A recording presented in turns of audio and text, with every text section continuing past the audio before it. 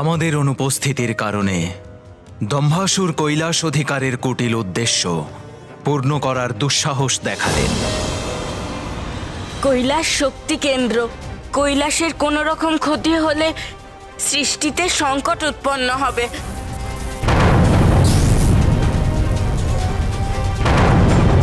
এই জন্য দম্ভাসুর নিজের আধিপত্য স্থাপন করেছে, যাতে সৃষ্টির নিয়ন্ত্রণ করতে পারে।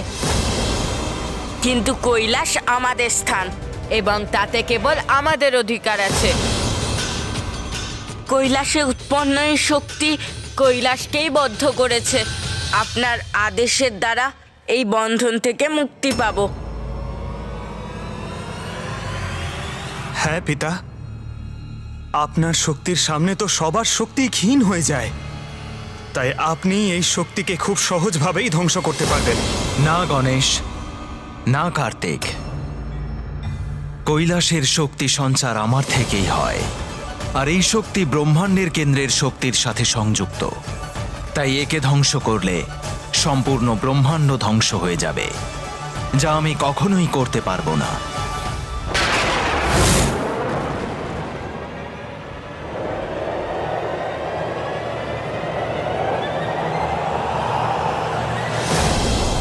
সঠিক সময়ের প্রতীক্ষা করেছিল দম্ভাসুর। কৈলাসে নিজের অধিকার স্থাপন করার জন্য সেই সময়ই বেঁচেছিল যখন আমরা কৈলাস থেকে প্রস্থান করেছিলাম।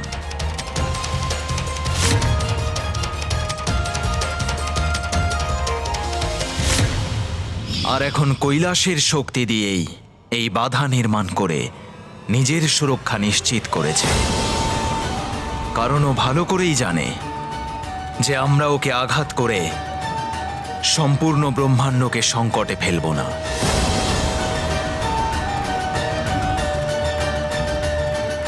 পিতা, আমাদের খুব শীঘ্রই কিছু করতে হবে। দেবতাদের শক্তি বারবার এই বাধার সম্মুখীন হয়ে সমগ্র কৈলাসকেই ধ্বংস করতে পারে। আর যদি কৈলাসের কোনো ক্ষতি হয়, তাহলে ব্রহ্মাণ্ডেরও ক্ষতি হবে।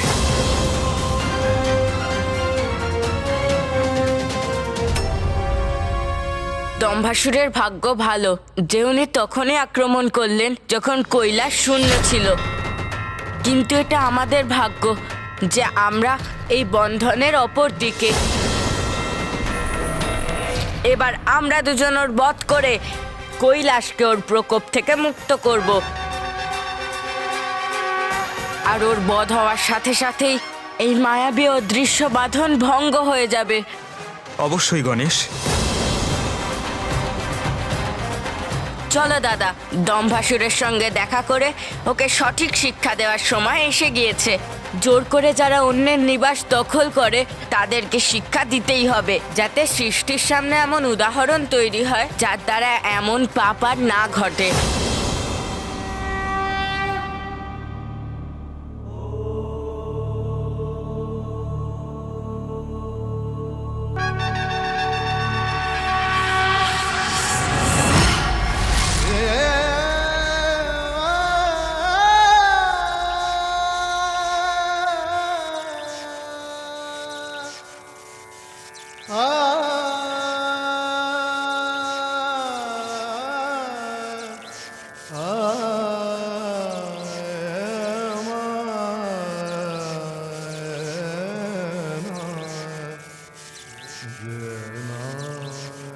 সম্পূর্ণ ব্রহ্মাণ্ড, সকল দেবদেবীদের সুরক্ষার দায়িত্ব তোমাদের উপর রইল পুত্র গণেশ, পুত্র কার্তিক।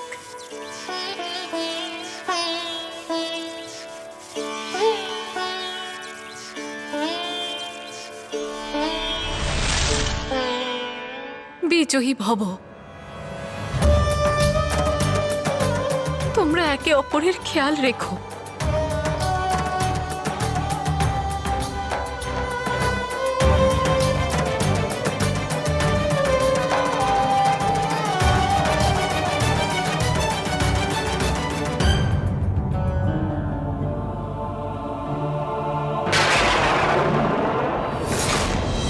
কৈলাসের অধিপতি আমি, কৈলাসের অধিপতি আমি, সঠিক অধিকারী মহাদেবের এই সিংহাসনের।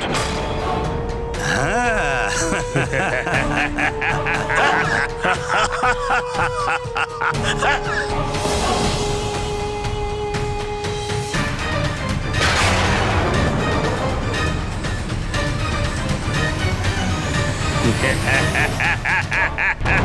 পিতাশ্রী!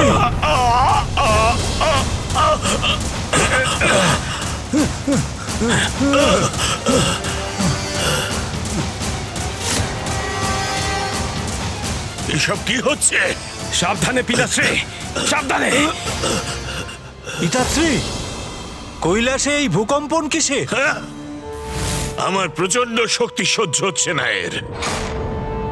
আমার মতন বলবান অধিপতি যে স্থাপিত হচ্ছে এখানে, এই ভূকম্পন আমার প্রভাবের জন্য উৎপন্ন হচ্ছে। ঠিক বলেছেন আপনি পিতাশ্রী। আপনার শক্তি সামলাতে পারছে না এই কৈলাস। এ বিষয়ে চিন্তা আমাদের নয়, ওই দেবতাদের করা উচিত, যারা শীঘ্র, অতি শীঘ্র আমাদের সামনে তাদের মাথা নত করতে বাধ্য হবে।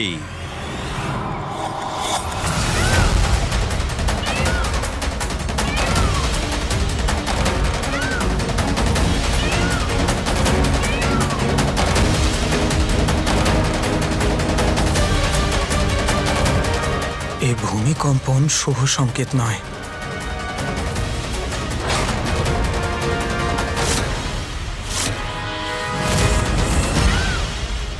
দেবতাদের শক্তির জন্য সমগ্র কৈলাস কেঁপে উঠেছে, তাহলে দম্ভাসুরও নিশ্চয়ই সচেতন হয়েছে। দাদা, অসুরেরা ক্রোধ আর অহংকারের দ্বারা প্রভাবিত হওয়ার জন্য বুদ্ধির প্রয়োগ করে না, আর অসুরদের এই মূর্খামি ওদের বিনাশের একমাত্র কারণ হয়ে দাঁড়ায়।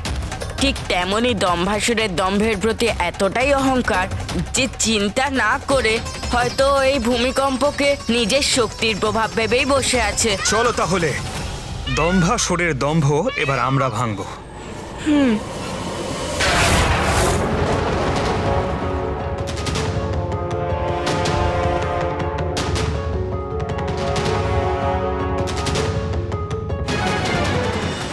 আমাদের দেবতাদের ক্ষমতা ব্যর্থ হচ্ছে এইবারে। বুঝতে পারছি না কি করব। একে কি করে আটকাবো আমরা?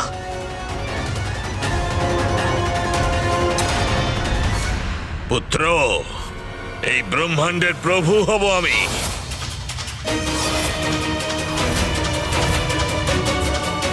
ত্রিমূর্তি হব আমরা, ত্রিমূর্তি হব আমরা, ত্রিমূর্তি হব আমরা। এবার আমরা ত্রিদেব, ব্রহ্মা, বিষ্ণু, মহেশ্বর তাদের স্থান নেব।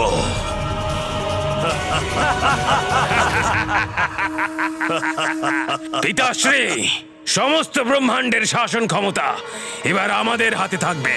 হ্যাঁ, অনন্তকাল ধরে স্থাপিত থাকবে আমাদের অসুর সাম্রাজ্য। সঠিক বলছো পুত্র।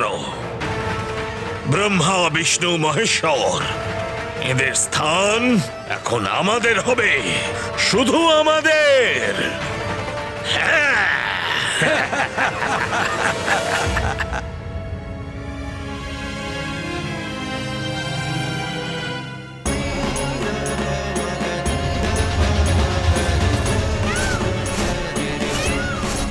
পুত্র কার্তিক, পুত্র গণেশ, যাই করবে সাবধানে করো, নিজেদের সুরক্ষিত রেখো। দাদা, কৈলাসে থাকার জন্যে দম্ভাসুর অত্যন্ত শক্তিশালী হয়ে উঠেছে। এই জন্যে শক্তি দিয়ে নয়, ওকে বুদ্ধি দিয়ে পরাজিত করতে হবে। সর্বপ্রথম ওকে প্রাসাদের থেকে বেরোতে বাধ্য করব আমরা। তখন আমি ওকে বিভ্রান্ত করব। তখন তুমি সুযোগ পেয়ে ওর বাকি ওষুধদেরকেও প্রাসাদ থেকে বের করবে। ব্যাস, তারপর কৈলাসের শক্তি পুনরায় ফিরে আসবে। সুরক্ষা বন্ধন নিজে থেকেই লোপ পাবে। অনুজ সেনাপতি গণেশ, পরিকল্পনা তো খুবই ভালো তোমার, কিন্তু এই অসুরদের বাইরে আনবো কি করে আমরা? দেব সেনাপতি কার্তিক, তার পরিকল্পনাও আছে আমার কাছে।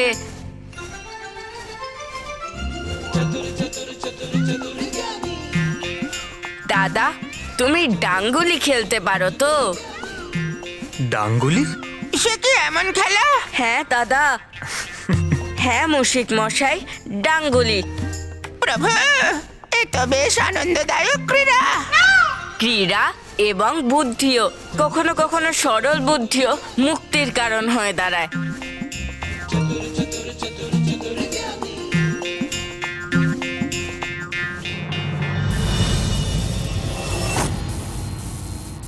পিতাশ্রী, ব্রহ্মাণ্ডের সমস্ত শক্তির কেন্দ্র কৈলাস অধিকার করার আপনার পরিকল্পনা অত্যন্ত উত্তম ছিল, আর এই সফলতা আমাদের সর্বশক্তিশালী বানিয়ে দিয়েছে।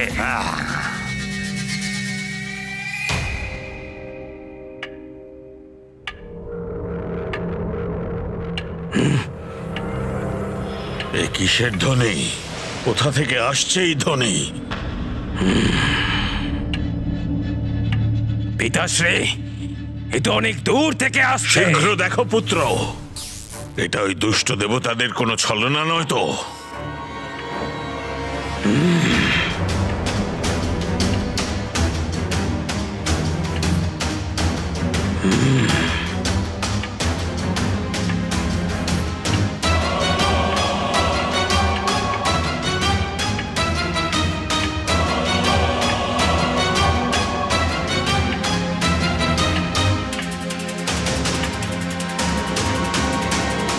কারা এই দুজন, আর এখানে ওরা কি করছে?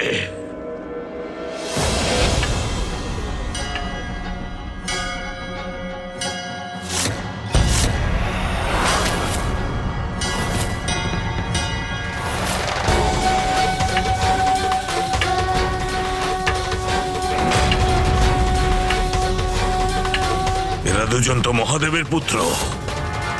মহাদেবের পুত্র? আশ্চর্য, এই দুজন এখানে কি করছে?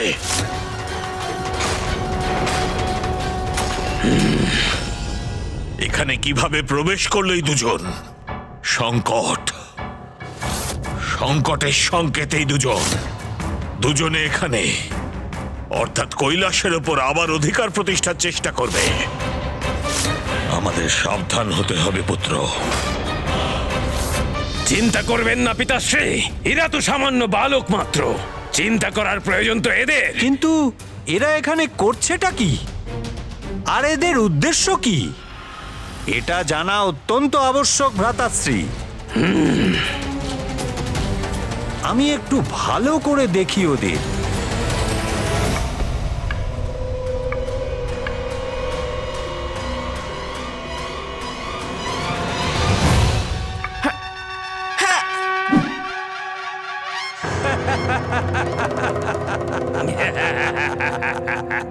এবার বুঝেছি আমি, এই বালক তো ডাঙ্গুলি খেলছে দেখছি, ক্রীড়ায় মত্ত আছে। আমাদের সঙ্গে যুদ্ধ তো এরা করতে পারবে না, ডাঙ্গুলি এদের জন্য উপযুক্ত।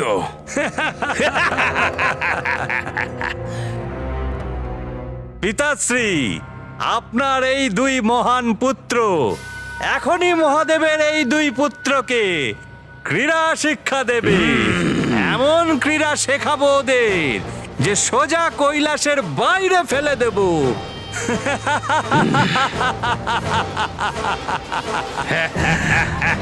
যাও পুত্র, এই দুজনকে উচিত শিক্ষা দিয়ে এসো। যাও। যথাজ্ঞা পিতাশ্রী।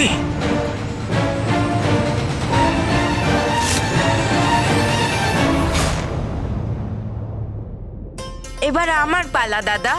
আচ্ছা, ঠিক আছে গণেশ। এই যে বালকেরা, এখানে কি করছো তোমরা?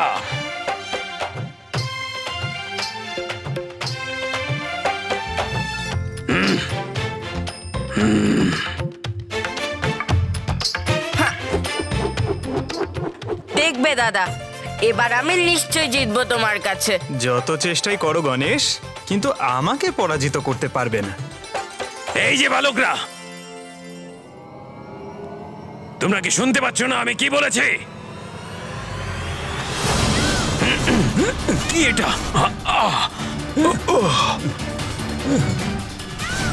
এত বিশালাকায় ময়ূর? কোনো ব্যাপার না, এই ময়ূরটাকে তো আমি পরে দেখে নেব। ওটা আগে আমি ধরবো।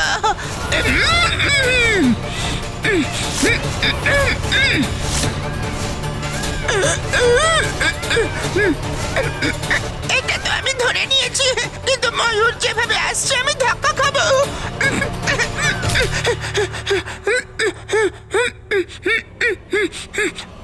যাক, বেঁচে গেছি আমি।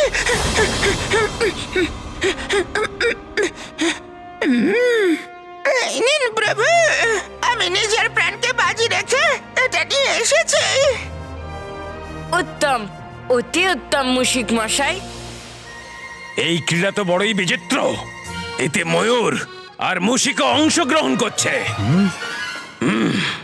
এই নাও দাদা, এবার তুমি চেষ্টা করো, দেখি তুমি আমার সঙ্গে পারো কিনা।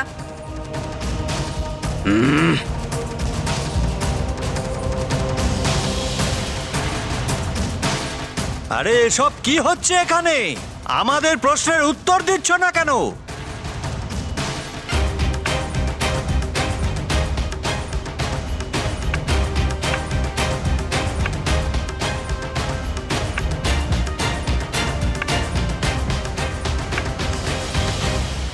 আরে আমি বলছি উত্তর দাও।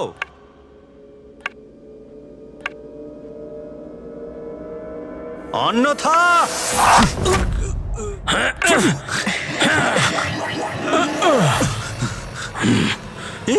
এসব কি হচ্ছে? বাহ দাদা, বাহ মুশিক মশাই। আগের বারের মতো এবারও নিয়ে আসবো আমি। আরে এবার তো ময়ূর নিয়ে চলে গেল। অনেক হয়েছে এই ক্রীড়া দুষ্টরা। ব্যাস! বন্ধ করো তোমাদের এই ক্রীড়া। তাড়াতাড়ি করুন মুশিক মশাই। আরে মুশিক মশাই আসুন, এ আপনি কি করছেন? আরে কি হচ্ছে কি এসব? প্রথম পূজ্য শ্রী গণেশ আর দেবসেনা কুমার কার্তিক কারোর কোনো খোঁজ পাচ্ছি না। আশা করছি তারা যেন ভালো থাকে।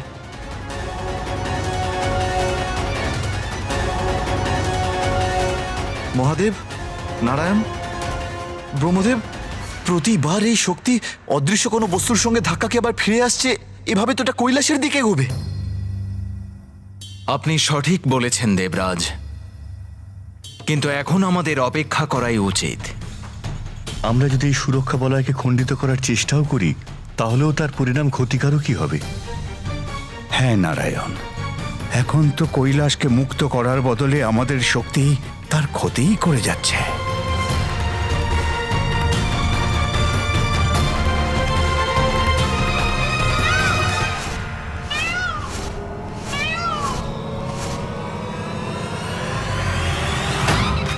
দারুণ হচ্ছে কিন্তু খেলাটা। এবার কিন্তু আমার পালা দাদা। দেখো কত দূরে পাঠাই আমি এটা।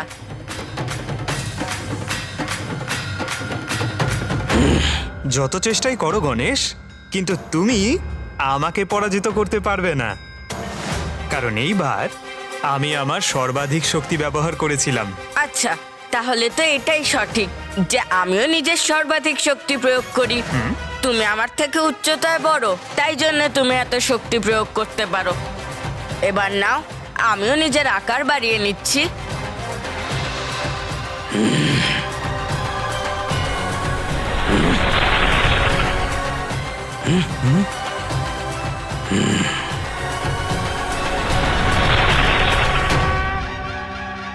আরে এ কি হলো?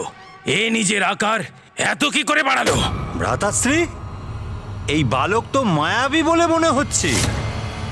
এই যে বালকরা, ব্যাস যথেষ্ট হয়েছে। মনে হচ্ছে এখনো পর্যাপ্ত আকার হয়নি আমার। কিছুক্ষণ দাঁড়াও দাদা।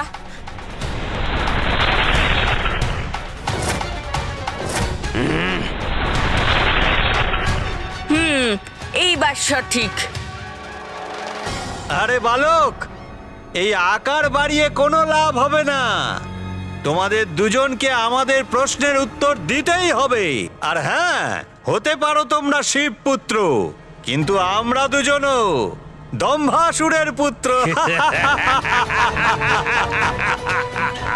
আর এমনিতেও তোমাদের পিতা আর কৈলাসের অধিপতি নন, কৈলাস অধিপতি তো আমাদের পিতা দম্ভাসুর। আমরা তোমাদের প্রশ্নের উত্তরও দেব এবং আমাদের খেলাও খেলবো। এবার দেখো কত মজা হয়। ওয়েলকাম টু বিটন world. How may I assist you? নতুন ফ্ল্যাটের জন্য একটা স্ট্যান্ড ফ্যান আর কুলার নেব। এই পচা গরম থেকে একটু স্বস্তি চাই। বাজার চলতে সব ব্র্যান্ড আর ভরসাযোগ্য নয়। তার জন্য তো আমাদের ফ্যান আছে, all purpose bullet table fan, ceiling fan. আমাদের সিলিং ফ্যান কিন্তু 30 মাসের ওয়ারেন্টি সহ পাওয়া যায়। আছে ফারাটা 2 বছরের ওয়ারেন্টি, 17 থেকে 20 মিটার এয়ার ফ্লো, মধ্যবিত্তের সাধ্যের মধ্যে একমাত্র ভরসাযোগ্য ব্র্যান্ড বিটন।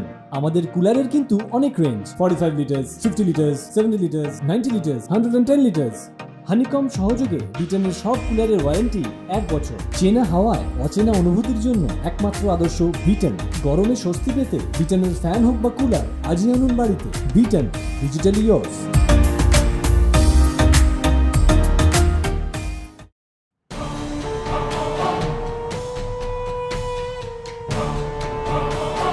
আমার পুত্রগণ এখনো ফিরল না। কি হচ্ছে ওখানে?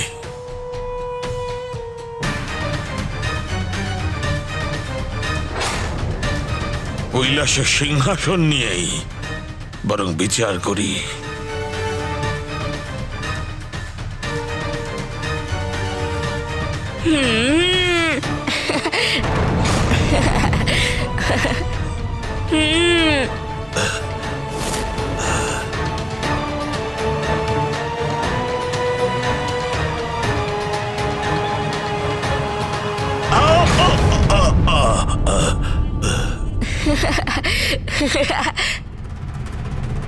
আমার শক্তিকে সহ্য করতে পারবে না এই সিংহাসন।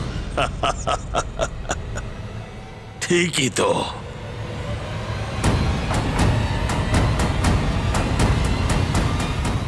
এখানে বসেই শুভ সংবাদ পাওয়ার প্রতীক্ষা করি। তোমাদের পিতা দম্ভাসুর যদি এই কৈলাসের প্রভু হতেন তাহলে মহাদেবের আসনে বিরাজ করতেন, কিন্তু উনি তো সেবকদের মতো মাটিতে বসে আছে দেখছি। আমাদের পিতাকে অপমান করেই চলেছে এই বালক। মহাদেবের আসন গ্রহণ করার সাহস কোথায় ওনার কাছে? এই বালক, অনুচিত লাগছে তোমার এই কথাবার্তা। ওদের কথা ছাড়ো না গণেশ, এসো না আমরা খেলি।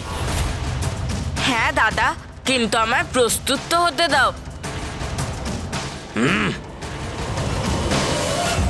যেখানে ইচ্ছে সেখানেই বসতে পারেন আমার পিতাশ্রী। উনি কৈলাসের অধিপতি, কিন্তু তোমরা দুজন এখানে কি করছো? বড় বিচিত্র প্রশ্ন এটা। দেখছো না আমরা ডাঙ্গুলি খেলছি? আরে আরে গণেশ, এ কি, নিজের আকার তো বাড়িয়ে নিয়েছো, কিন্তু দেখো ডান্ডাটা ছোট হয়ে গেছে। এবার এত ছোট ডান্ডা দিয়ে তুমি কি করে খেলবে বলো তো? হ্যাঁ ঠিকই বলেছো দাদা, আমার তো বড় ডান্ডার প্রয়োজন, কিন্তু বড় ডান্ডা আমি কোথায় পাবো? কোথায় পাবো বড় ডান্ডা? এখানে তো কোনো বড় ডান্ডা দেখতেই পাচ্ছি না। হ্যাঁ, এটাই ঠিকঠাক।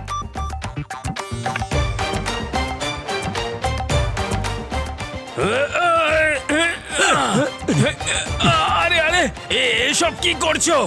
আরে ভ্রাতাশ্রী, সামলে! আরে কি করছো ভাই? ছাড়ো! ছেড়ে দাও আমাকে। আরে এই বালক করছেটা কি? নাও দাদা, বড় ডান্ডাও খুঁজে বার করেছি। আরে এসব করছোটা কি? দুষ্ট বালক, নিচে নামাও আমাকে। আমি ক্রীড়ার বস্তু নই। ভ্রাতাশ্রী, সামলে! আরে করছোটা কি?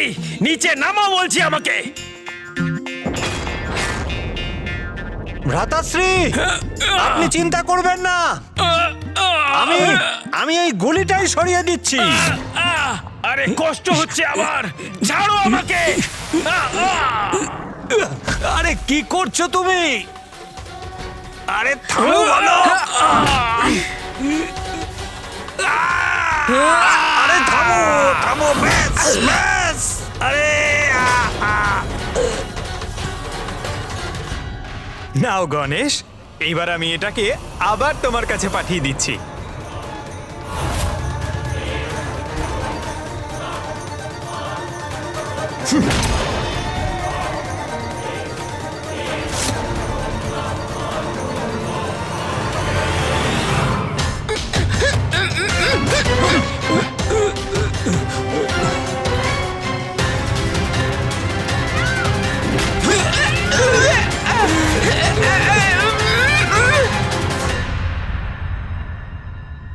আমার পুত্রদের হঠাৎ এমন চিৎকার শুনতে পাচ্ছি আরে কেন? এটা উচিত নয়।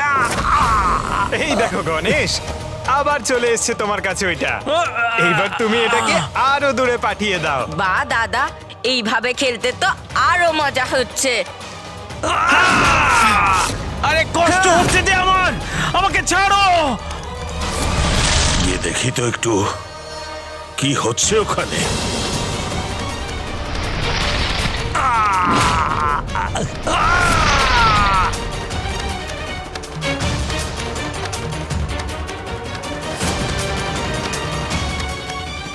এই গিল্লি কোত্থেকে এলো এখানে?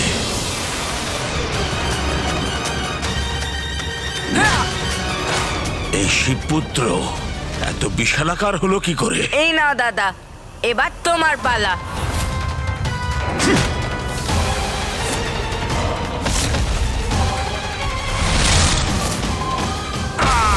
আমার দুই পুত্র সুন্দর প্রিয় আর বিষপ্রিয় কোথায় গেল?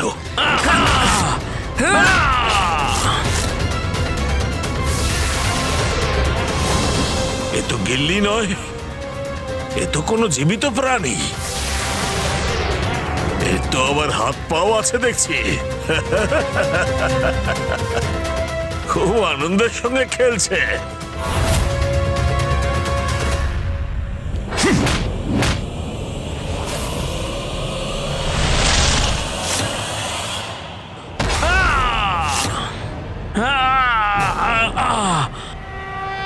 আরে এ তো আমার পুত্রদের নিয়ে খেলছে।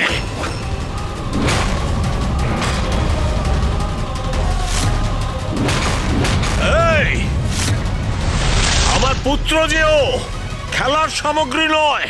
সৈনিকরা কোথায় তোমরা? শীঘ্র যাও, ওই দুষ্ট শিবপুত্র তোমাদের যুবরাজকে প্রতারিত করছে। যাও, সুন্দর প্রিয় আর বিষপ্রিয়কে রক্ষা করো।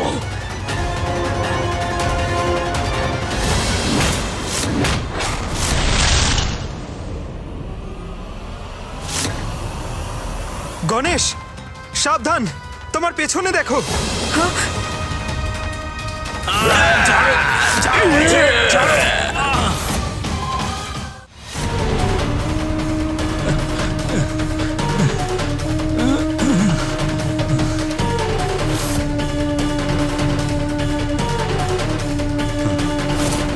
কি হলো বালক? সৈনিকদের দেখে প্রাণ শুকিয়ে গেছে তোমার? এবার শীঘ্রই তুমি জানতে পারবে যে কে আসলে কৈলাসের প্রভু। আচ্ছা, তাহলে তাও দেখে নি অসুর মশাই। আমরা নিজেদের প্রভুকে কি করে আক্রমণ করব?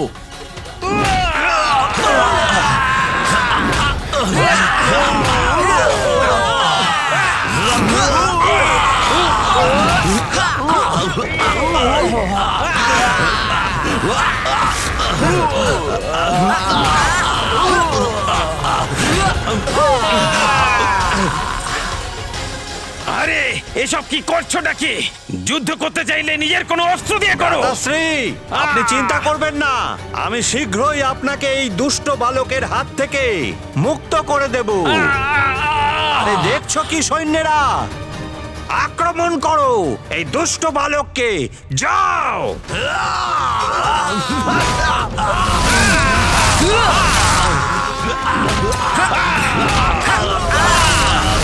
এইভাবে তো ভ্রাতাশ্রীর ভীষণ কষ্ট হবে। আরে এটা আমাদেরই মারছে, এবার আমাদের কিছু করা উচিত। আমার পুত্রের এমন দুর্গতি করছে শিবপুত্র। আরে বন্ধ করো মূর্খ, তুমি এই প্রহার করে জ্যেষ্ঠ সুন্দর প্রিয়কে আহত করছো, তুমি বন্ধ করো।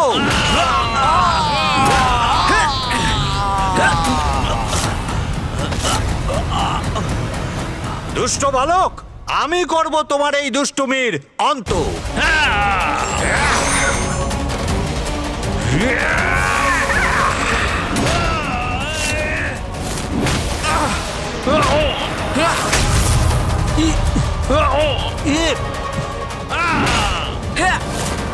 আমার এই বানকে নষ্ট করে দেওয়ার এই দ্বিতীয় বানটা কোত্থেকে এলো?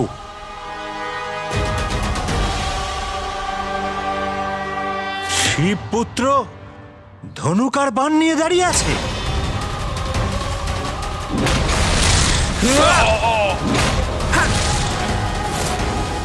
আরে ছেড়ে দাও আমাকে, আমি খেলার জিনিস নই। বুঝতেই পারছি না যে কি করব আমি।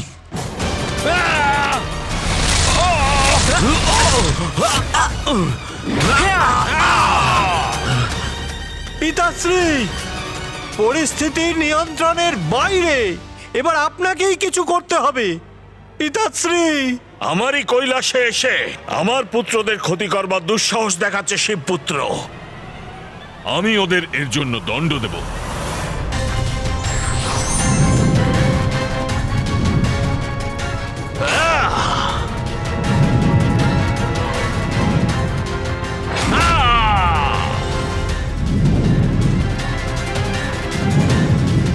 গণেশ,